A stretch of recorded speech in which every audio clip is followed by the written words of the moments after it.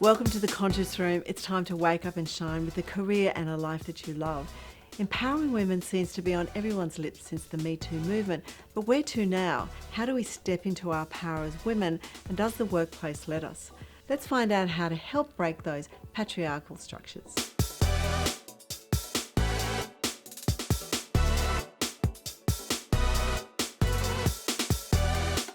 When we think about empowering women, how can we use our intuition to empower who we are? For women, the most important thing for me is knowing who you are inside, and knowing your dreams, your aspirations, and being true to that. And then that means becoming authentic. And when you are, you're automatically powerful, because you're not anyone else. You're not trying to be or please or do anything that is not you. So, and when you are one with your intuition, you always know what to do, what to say. There is a kind of a deep-rooted, fundamental kind of a hurt that has happened, or through many hundreds and thousands of years. 2,000 years it was suppressed. Intuition, especially the feminine side, the sacred feminine. You cannot have empowered woman without woman being also honoring the sacred masculine. You see, so it's like, as I was talking in the previous episodes about the right side of the brain, left side of the brain, one is masculine, one is feminine, one is intuitive, one is rational, and one is the sacred feminine, one is sacred masculine. You see, they need to start dancing together, because one receives information or guidance. The masculine or rational has to get into the world and make it happen. I explained it actually the most beautifully. I think everyone knows the most famous picture or the drawing of Leonardo da Vinci, Vitruvian Man. If I can, so you know the Vitruvian Man. He is instantly and in the same time both in the circle and in the square. So the circle is the spirit, spiritual mind. The square is the earth, rational mind. So we are equally in the same time, equally in the spirit and equally on the earth. You see, so it's equally intuitive and rational.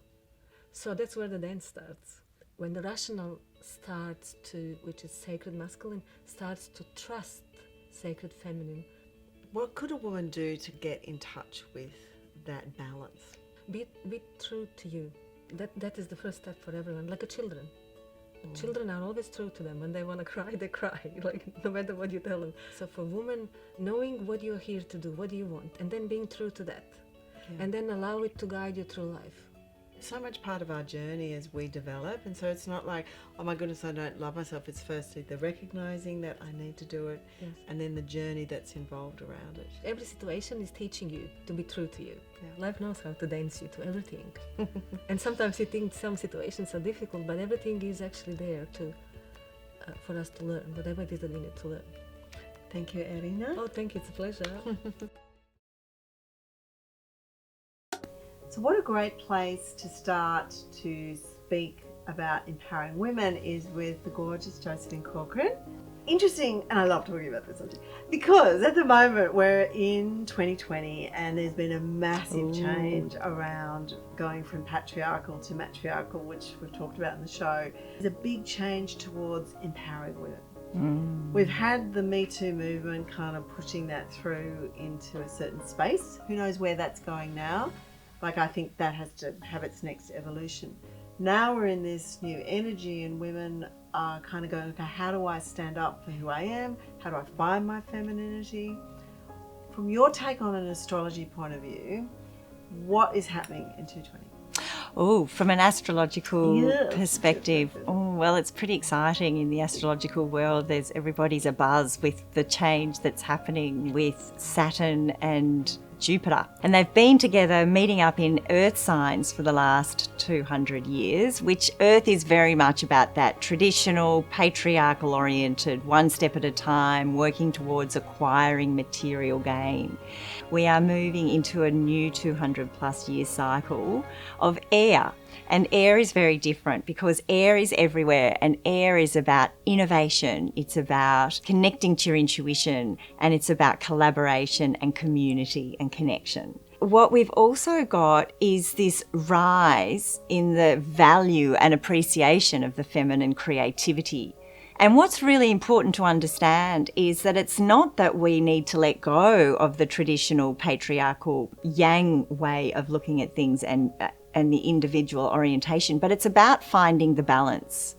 Because we actually do need individuals to stand up with their innovative ideas, but need to be willing to collaborate with other people and work with the community to solve big picture problems. Professionally, a lot of women have had to become almost men in nature to climb the ladder, to actually be given the opportunity for the senior jobs or the big jobs.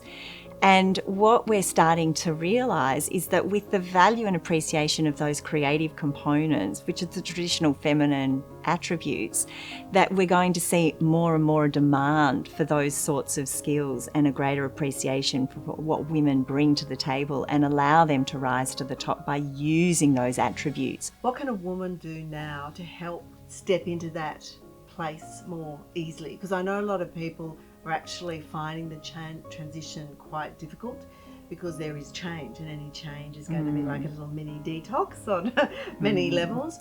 How can someone actually have a smoother kind of integration of the new energy? It all comes back to being authentic to who you are. What we're needing are people to step into owning their unique set of gifts and being willing to put them forward in the world and to celebrate them, and then to work collaboratively with people that complement their skill set.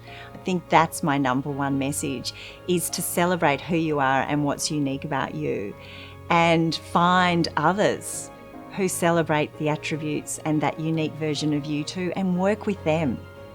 I love it. Beautiful advice. Thank you so much. You're welcome.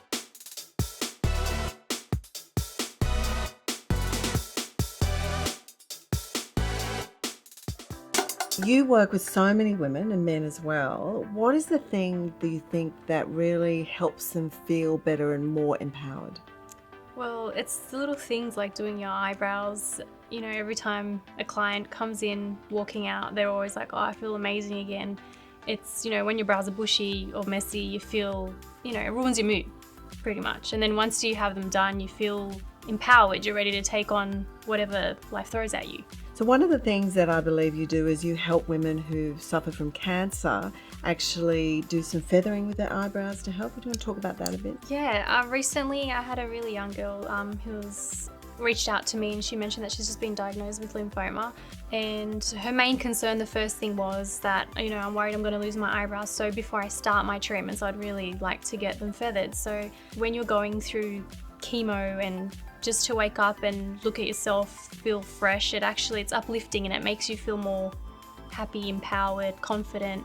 So tell me about the brow lamination, which is the big thing that everybody's doing. So I am proud to say I was the first to bring in brow lamination to Australia, and yeah, I've been holding lamination classes. So brow lamination works with your natural hair and it makes your brows sit upwards in a neat direction. So you get that fluffy effect that you see all over the magazines right now. Yeah. And it really helps with creating symmetry to the brows. It's also known as a brow lift, and that's because once your brow hairs are up, it actually creates an illusion of having the eye area more lifted. Yeah. Amazing. I'm going to try that, I think. So tell me, what one tip would you give people around their brows and how to feel good? What would you tell them? I would say to see a brow specialist and not to over tweeze or over pluck, because the thing is, once you start removing hair, it doesn't grow back the same. So if you continue to keep doing that over a long period of time, eventually the hairs become finer and then it stops growing. So you'll lose your shape, and then coming back from that is going to be really hard. Very good advice. And is plucking or waxing better or worse, or what's the difference? To be honest, I would prefer waxing. I find with plucking, the hairs don't come back the way they were. So they start to grow back a little bit coarse and they grow out sprouty, and it actually slows down the growth. So for the brows, we don't want to slow down the growth. We want to keep them growing. That's great advice. I never knew that, you see, and that explains why I've got so much sprouting happening. Amazing. Thank you so much. Thank you for having me.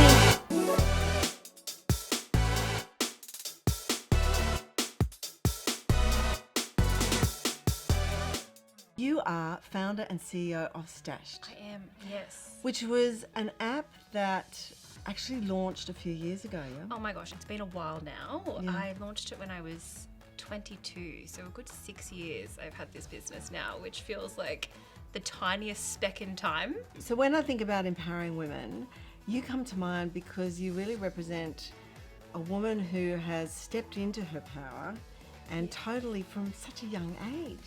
Yeah, I mean, I was a baby when I started my first business. I was 15, almost 16.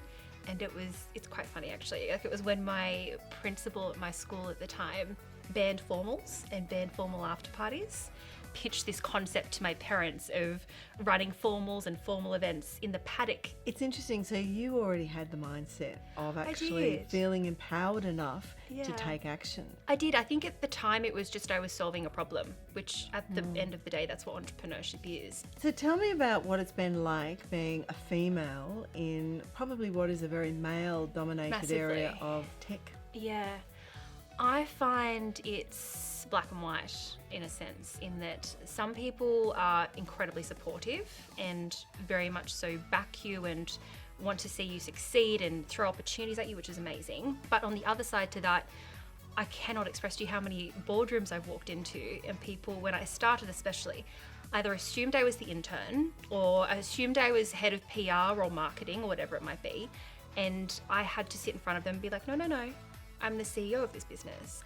It's funny because being attractive and being young, there's a lot of women who go, oh, you've got it easy. But in fact, there's a bit of a difficulty coming through that. A double-edged sword. I want to remain a female. I want to be Yeah. a strong female, but I still want to be feminine. I still love dressing up. I still love all that. Some women feel that they have to be quite masculine to be successful. Yeah, I think sometimes, and that's just by being in the industry and going into these sometimes cutthroat meetings. And what I found is I can either get intimidated by that and kind of conform to wearing or acting a certain way. By being as most authentic as I can with who I am, I'm able to come from a better place when it comes to whether we're brainstorming about a new business or we're talking about a new deal or whatever it is, by being as aligned as possible with who I am. And that's everything. That's how you put yourself together. That's how you carry yourself. That's how you engage in conversations around these meetings. I think by being as true to yourself as possible. Because out of that comes a trust from the other people. Because if you Yeah. stand up and say, I don't agree or I do agree, Yeah. they go, oh, she's telling the truth. Yeah.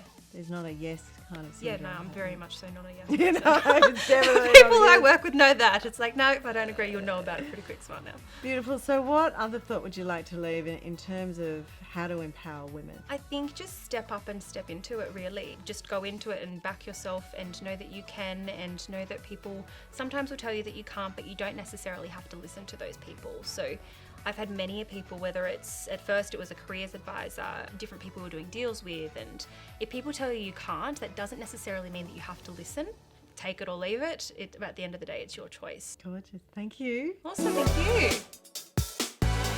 So I'm excited to welcome back the amazing Jules Brooke from Handle Your Own PR. Welcome.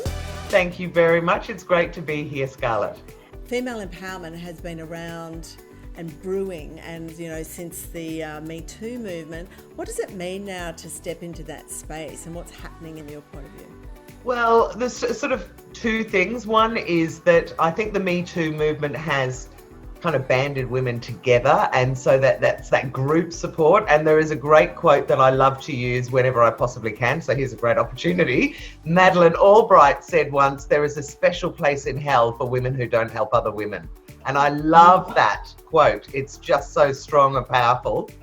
And then if I was to talk about a practical tip for people, and of course I am a PR expert, so it's going to go down the PR route, but I think that women need to understand that it's okay to stand out. It's okay to be somebody whose head is maybe above the rest of the masses. And to do that, I would suggest that they take all that great expertise in their brain and all that advice that you can offer other women and write it down and send it out to the media and start to build relationships and get known for what it is that you're really good at.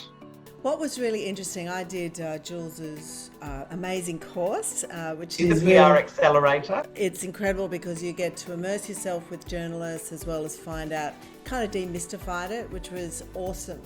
But I really saw that there's a real need for experts to talk about that in fact journalists and media want that.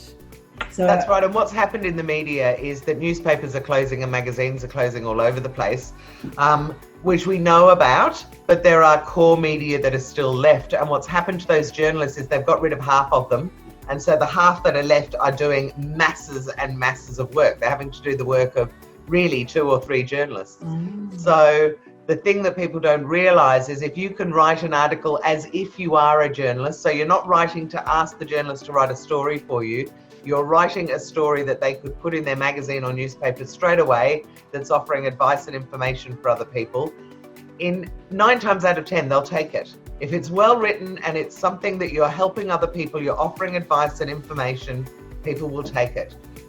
So tell me, just on that regarding female empowerment, how do you think the media at the moment see that? Where's the Me Too movement sitting?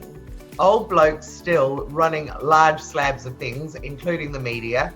So, but there are a lot of women who are doing very groundbreaking things, and there are lots of female journalists who've set up blogs and websites and things that are all about women.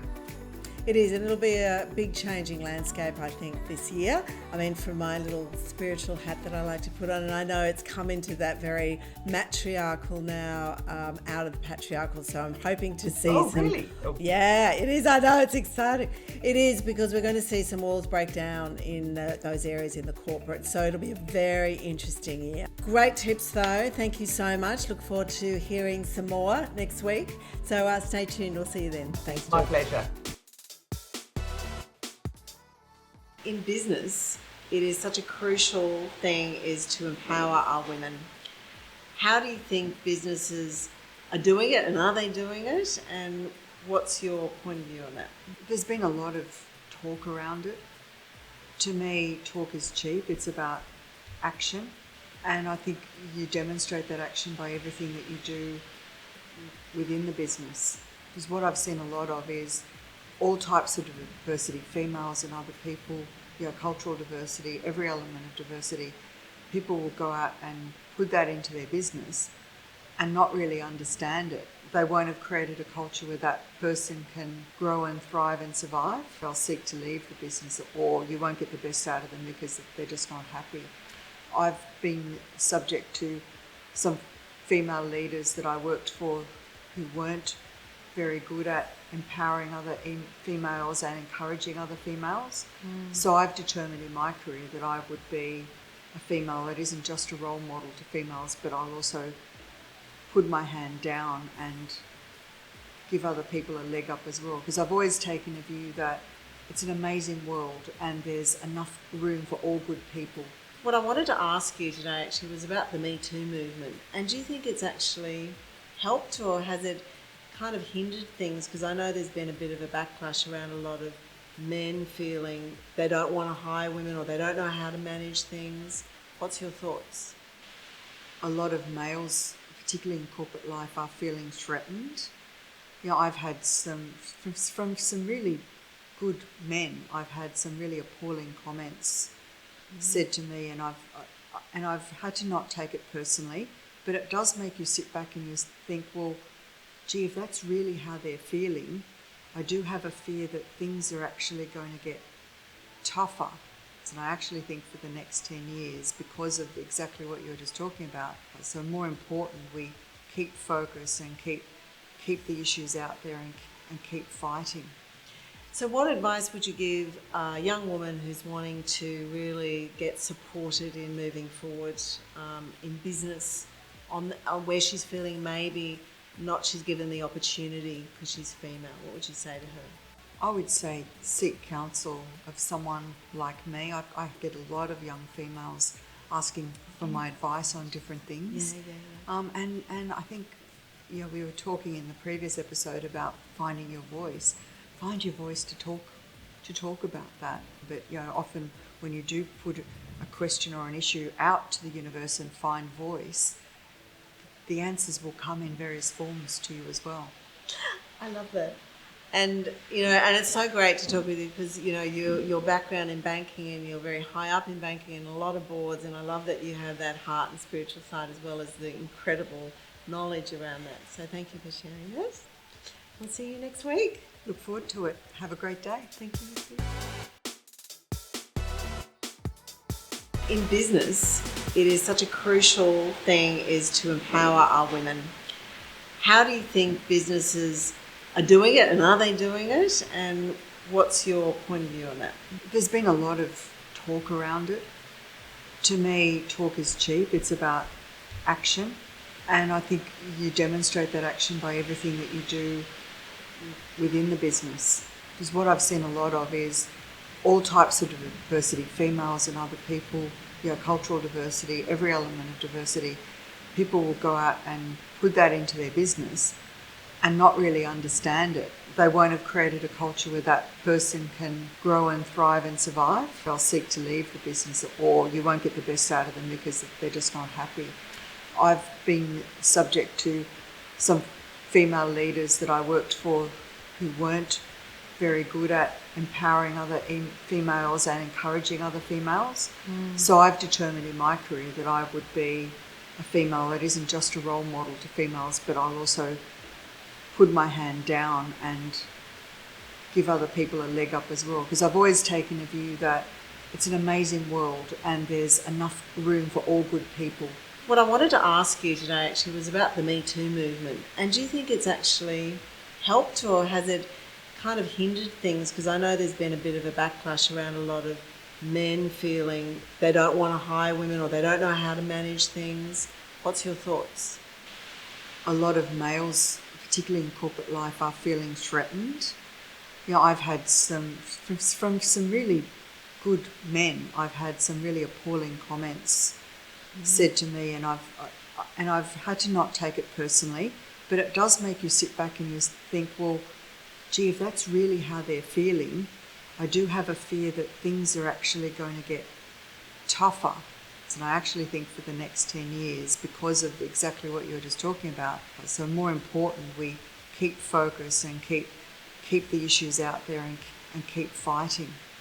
So what advice would you give a young woman who's wanting to really get supported in moving forward in business on where she's feeling maybe not she's given the opportunity because she's female? What would you say to her?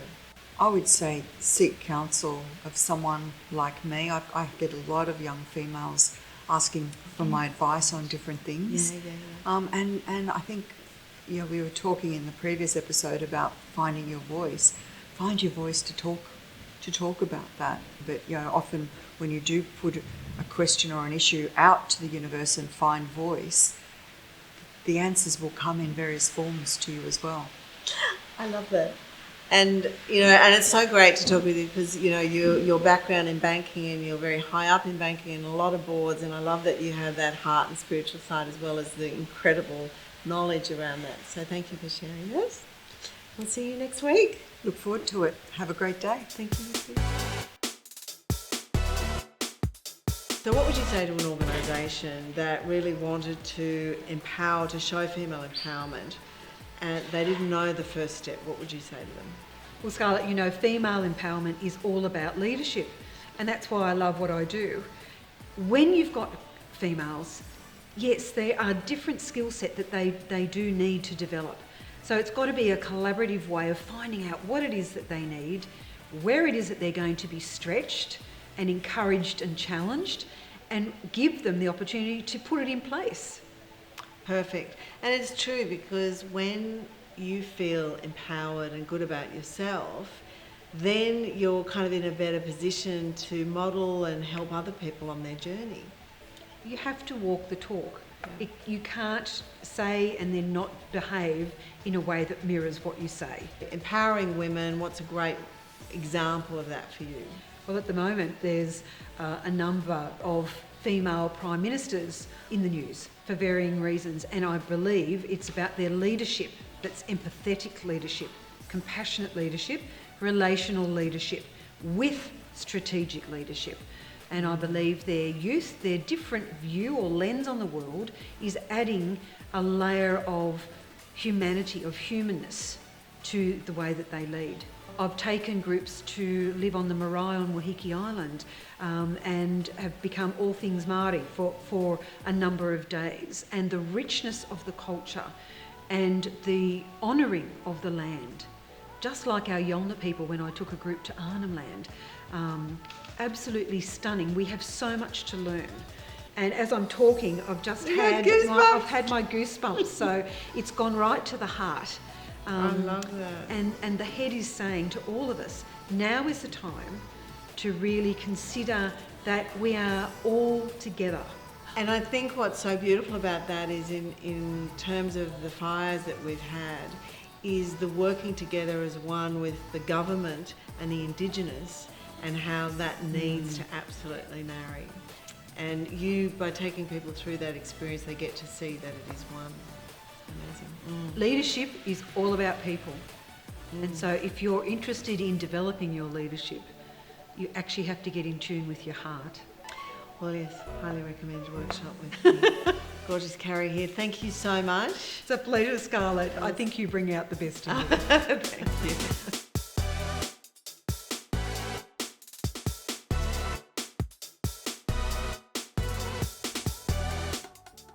It's interesting when you think about helping other women, there's a fear for them to not help in case they miss out or they get hurt. What do you think that's about? You've just got to come from a good place at all times and have faith in the process. And if you're in a position of management, you can change that whole culture. If you're managing the family home, you can change that whole culture in all sorts of ways. We can do that at the school gate. I think women have to be there for women at all times. Even if they disagree with what their peer or their boss is saying, you have to actually back for the same team. By all means, come through and be honest with that other woman, but we have to be there and absolutely support each other at all times. So how can women, because I know that in business that there's a real collaboration that is getting stronger for people to collaborate together, women to collaborate. And I have seen in the past where there's still an agenda that is about getting what someone wants. And that's okay to have, this is my vision, let's have a shared vision. But there are some that are still fearful of stepping into that place. How can people kind of check that it's okay and then they're not actually going to be hurt? Well, human nature is human nature. Yes. And a lot of people are driven to different degrees. I think in those situations, if you are ever feeling threatened by another person, be it another female in this instance, you have to call it. You've actually got to be honest and deliver a message in a very gentle but emphatic way that you're not very happy about that decision, or you're not happy about, or you want to know the reasons why. And if you don't feel as though anything's been justified, keep going at it, because that person will probably have a reason that they haven't told you completely. It may hurt you, but as we all know, sometimes we have to be hurt to move forward. Thank you so much. Oh, thank you. So I hope you enjoyed the show on female empowerment, and how amazing speaking with those guests and hearing all their tips and advice on how to find that place to speak as a woman. For me, I think it is such a great opportunity in this year of 2020 to step into the energy of the female and really tap into what that means, and being able to see the difference between that doingness, that the male energy, to being, is just such an opportunity for us to really believe in who we are. How are we going to step into our power this year? It is not about waiting for something to happen to us. The power comes from seeing that it's our responsibility to make the change. And I also learned that really it is the balance of the female and the male energy together that allows a woman to feel empowered. Anyway, I hope you enjoyed it as much as I did. I'm Scarlett Vespa, wishing you a great week with lots of love and sparkle.